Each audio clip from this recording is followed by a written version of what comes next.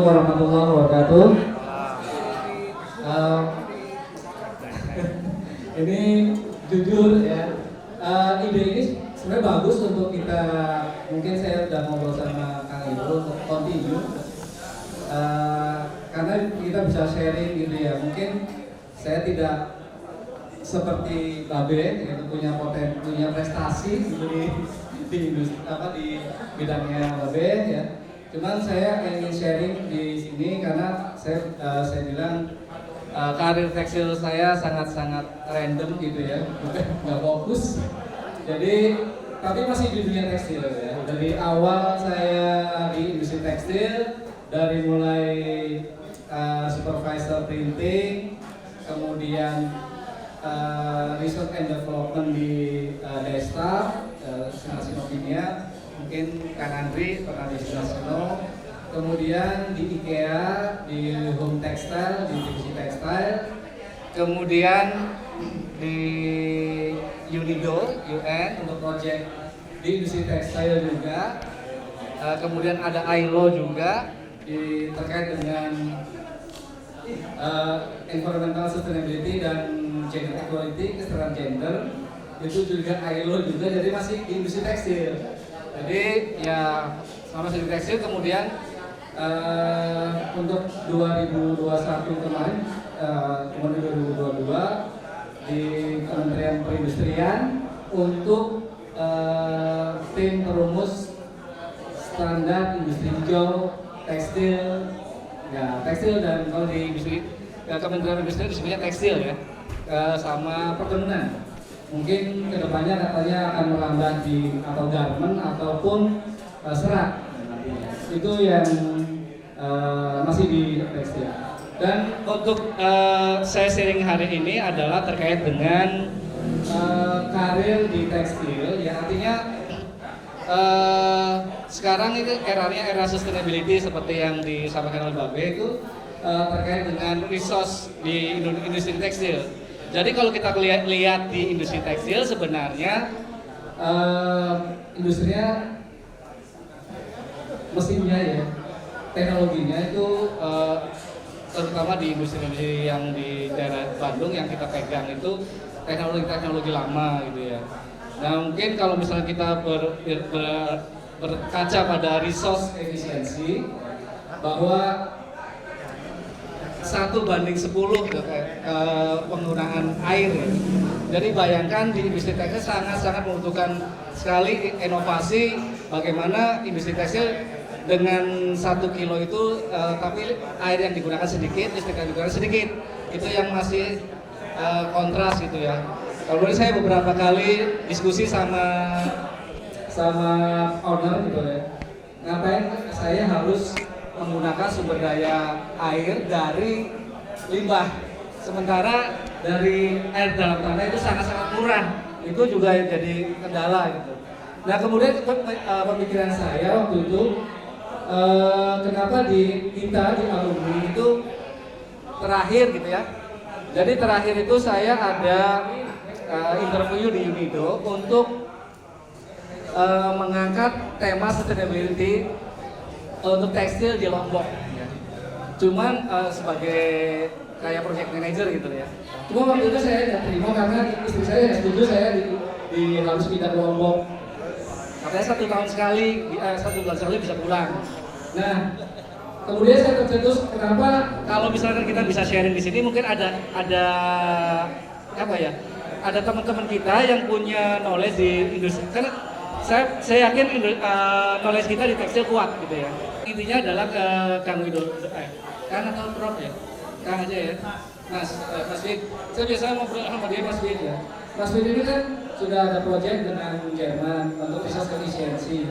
Dan dulu saya ketika kebayang di IKEA itu sebenarnya kan harus ada semacam institusi yang mungkin IKA atau apalah gitu ya, yang bisa mengerjakan proyek-proyek.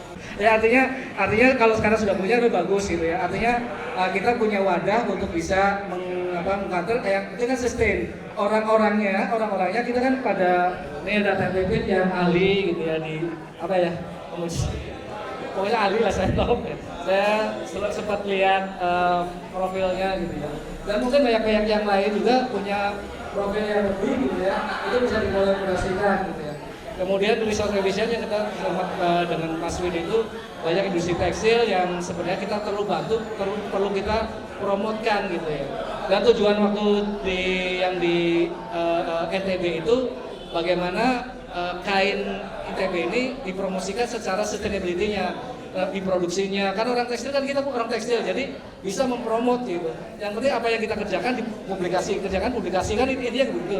Kalau kita mengerjakan kemudian tidak ada publikasi, itu nothing, ada yang bisa dengar gitu ya. Jadi harus kita publikasikan.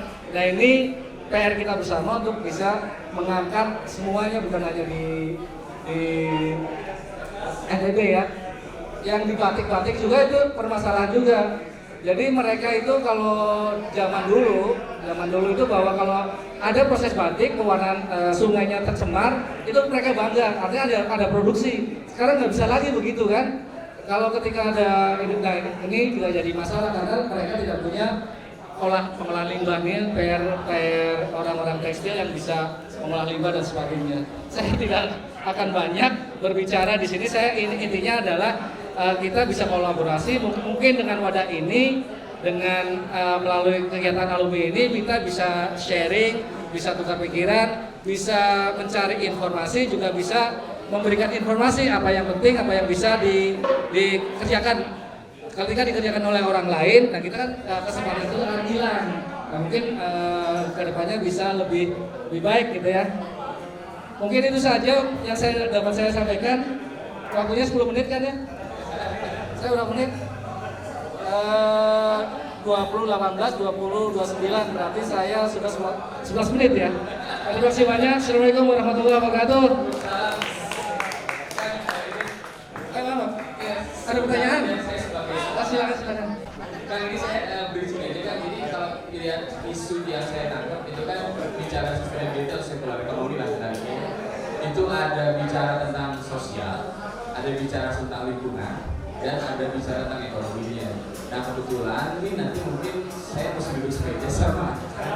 Cuman perlu diinformasikan ke teman-teman. Apakah ada yang emang kita bergerak di sosial hukum tentang lingkungan? Itu satu, karena itu peluang menurut saya. Misalkan isu sekarang limbah batik ataupun tentang limbah produk second atau bahasa kerennya thrifting sekarang. Nah saya nggak tahu nih karena di pojok sana ada orang luar negeri, ada orang PNI yang emang larinya ke arah K3 dan lain-lain. Maksudnya mungkin suatu waktu dipanggil karena kalau saya lihat jiwanya jiwa lebih ke social planner, mungkin bisa kolaborasi atau duduk makan sama Kang Sunita. Saya coba building apa yang bersambung. Terus yang kedua untuk masalah ini minta responnya kan. Jadi masalah ekonomi kita kan ngobrol tuh kadang-kadang ada yang niat ke sini supaya jadi rezeki ya kan. Proyek apa sih yang memang potensial untuk kita bangkitkan lagi? Terlepas itu kita nggak bisa memutuskan mesti dengan orang cerdas, tapi sifatnya potensialis sebetulnya domainnya di karena faktor ekonomi kadang-kadang menarik buat kita semua. Itu sih minta diulas, ada peluang apa? Ya, terima kasih Kang Mas. Jadi tentunya biasanya pertanyaan yang sering muncul di antara industri, apa sih benefitnya buat kita gitu ya. Kemudian bagi alumni mungkin apa yang kita bisa sumbangkan untuk bisa memberikan manfaat gitu ya. Kemudian manfaat kita secara ekonomi kan. Jadi kalau di industri-industri biasanya kan kita mainnya adalah efisiensi. Sebenarnya efisiensi sudah banyak ya. Teknologi ya mungkin harus butuh investasi. Nah mungkin yang perlu kita pertajam di sini adalah ketika kita melakukan kegiatan ekonomi biasanya ini Babe mana Bang? Oh Babe. Jadi kan kita tidak ketika kita melakukan recycle atau membuat produk-produk yang kita jual kan kita harus ada penyerapannya ya. Nah kalau penyerapannya tidak mungkin, nah itu beberapa kendala juga sebenarnya, bukan kendala, challenging gitu ya. Jadi kita ngapain capek-capek membuat produk yang dari limbah secara lingkungan oke ya. secara bisnis wise mungkin question mark gitu ya. Karena kan dari prosesnya malah biayanya timbulnya akan lebih banyak. Tapi di sini kan kita bicara ke depannya adalah isu-isu lingkungan. Isu-isu lingkungan akan terus kan, apalagi sekarang resource atau sumber daya ini kan terbatas. Dan makanya di kementerian tuh banyak yang menggunakan sekarang ini kan solar panel, kemudian penggunaan sumber daya air dari limbah gitu ya. Nah, kalau kita kolaborasi di sini kan kita semua ahli tekstil, mungkin ada yang di garment, ada di pencelupan, ada yang mungkin knitting, kan mereka punya potensi tuh. Kalau mereka punya katakanlah kolaborasi di masing-masing gitu ya. Nah kemudian waktu itu kan saya sempat di tekstil itu, kita ini ke siapa gitu ya?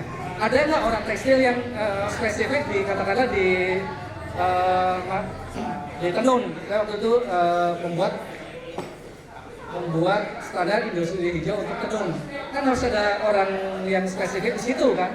Nah kita combine dan kita diskusi segala macam, dan itu potensinya.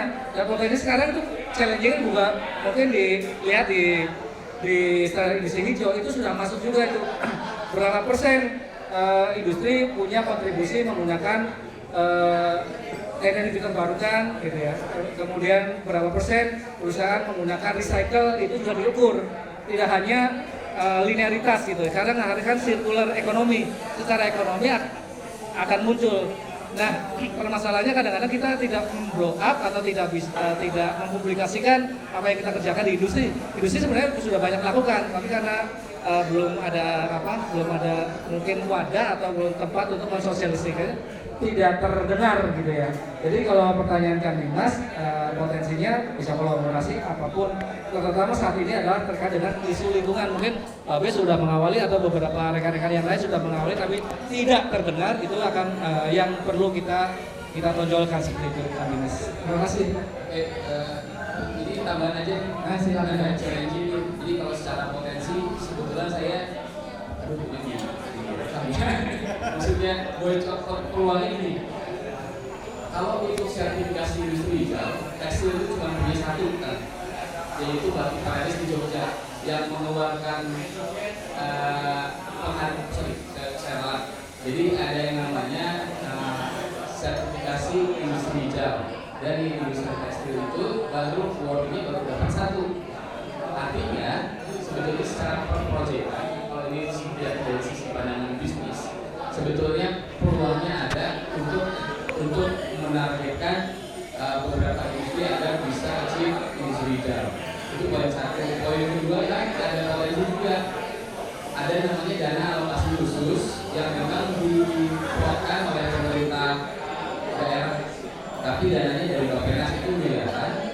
Dan setiap, karena saya di sana ya, setiap daerah punya yang namanya program fisik dan fisik. Program fisiknya itu dia kayak buat sentra industri yang punya teknologi secara fisik mengharapkan gitu ya. Dia bahasa sekarang emang buat co-working space, ruang produksi bersama dan lain-lain.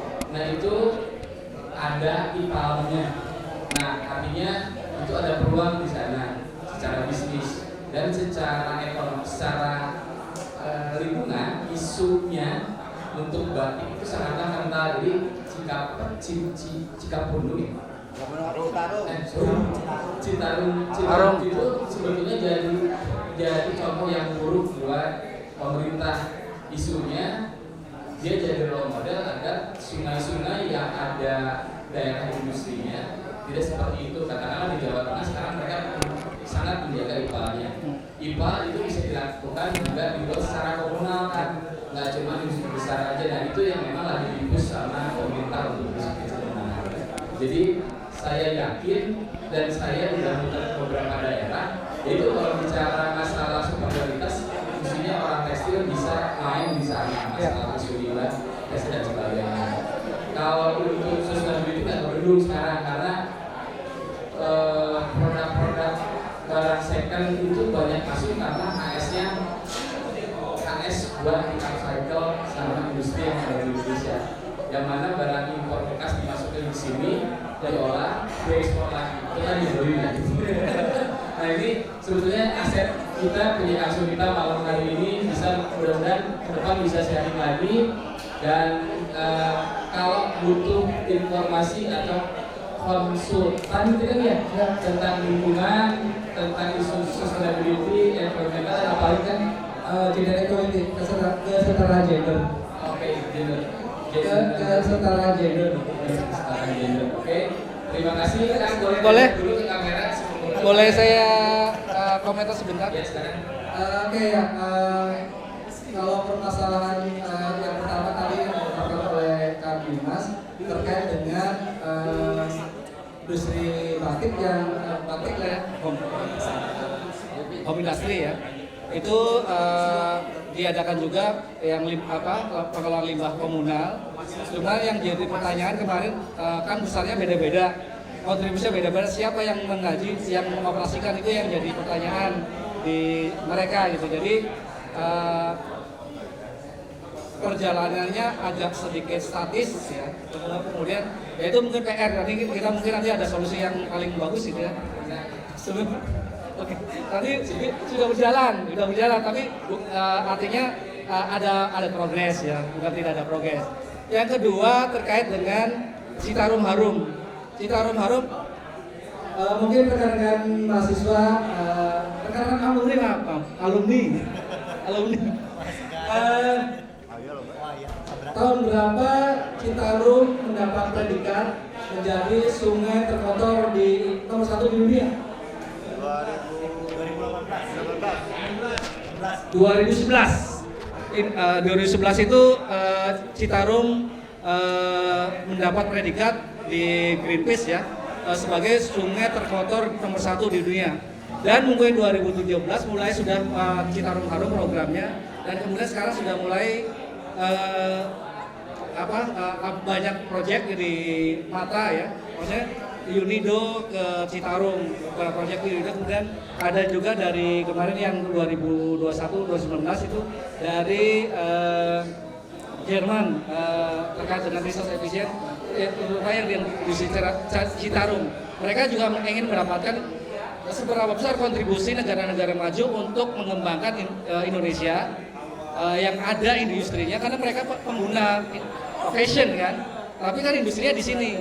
Jadi industri negara maju harus punya kontribusi semacam CSR lah ya.